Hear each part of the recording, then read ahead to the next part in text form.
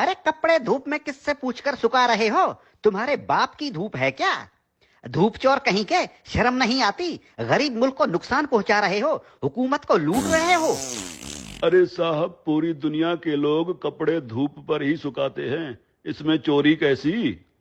जल्दी से अपने कपड़े उतारो। क्यों साहब, मुझे बगैर कपड़ों के देखना चाहते हो? अरे जो तार पर सुखाने के लिए लटकाए हुए हैं वो उतारो, अगर नहीं तो खर्चा पानी दो और अपनी जान छुड़ाओ।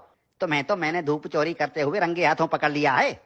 अगर जेल में डाल दिया ना तो सड़ते रहोगे पूरी उम्र, तुम्हारी लाश निकलेगी वहां से। धूप चोर कहीं के। अरे साहब, चोरी कैसी? अरे धूप पर हुकूमत ने टैक्स लगा दिया है, अब धूप पर कपड़े सुखाने का बिल आएगा।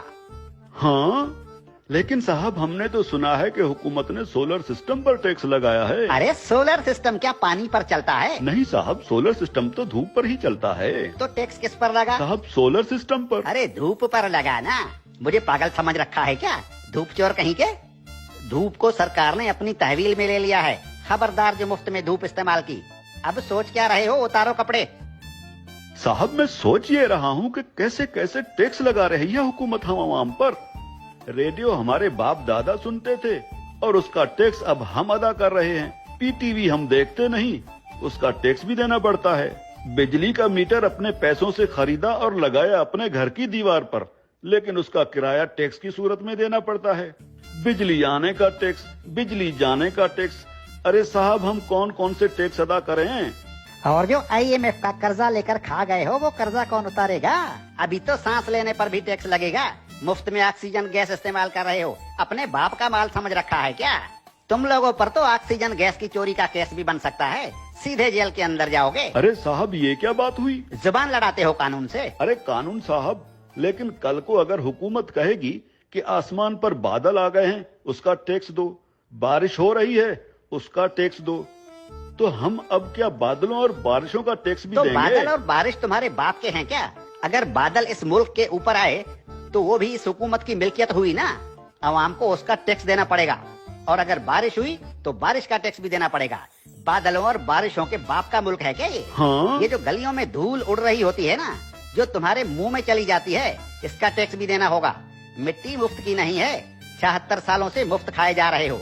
उतारो अपने कपड़े, धूप को मुफ्त का माल समझ रखा है। याद रखो, जो भी धूप का टैक्स नहीं देगा उसके घर के ऊपर सूरज निकलना बंद हो जाएगा। और हाँ, ये जो बिजली की तारों पर परिंदे बैठते हैं ना, उन्हें भी बता दो कि बिजली के तारों पर अगर बैठे तो उसका टैक्स देना होगा। सरकार परिंदों को बिजली के तारों पर बैठने का बिल भेजेगी। हाँ? टट्टी करने कितने बार जाते हो? बस एक बार जाता हूँ, और अगर पेट खराब हो तो कभी कभी 3-4 बार भी जाना पड़ता है। अपना पेट किसी अच्छे मिस्त्री से बनवा लो। अगर दिन में टट्टी एक बार से ज्यादा आई तो उस पर भी टैक्स लगेगा। हाँ, एक बार टट्टी करने पर पेशाब मुफ्त कर सकते। ठीक है कानून साहब, लेकिन पाद और फूसी का भी बता दीजिए। पाद और फूसी गिन गिन के मारा करो, अगर मिकदार ज्यादा हुई तो टैक्स लगेगा। धूप चोर कहीं के, तुम जैसे लोगों ने मुल्क को लूट लूट कर भिखारी बना दिया है। अब ये मुल्क मजीद नुकसान बर्दाश्त नहीं कर सकता। हर चीज को अपने बाप का माल समझ रखा है। अब कानून हरकत में आ गया है, अब ऐसा नहीं चलेगा। हाँ? देखो, मुर्दा लोगों के डेथ सर्टिफिकेट बिल्कुल मुफ्त बनवा सकते हो। और क्या करे हुकूमत इस आवाम के लिए?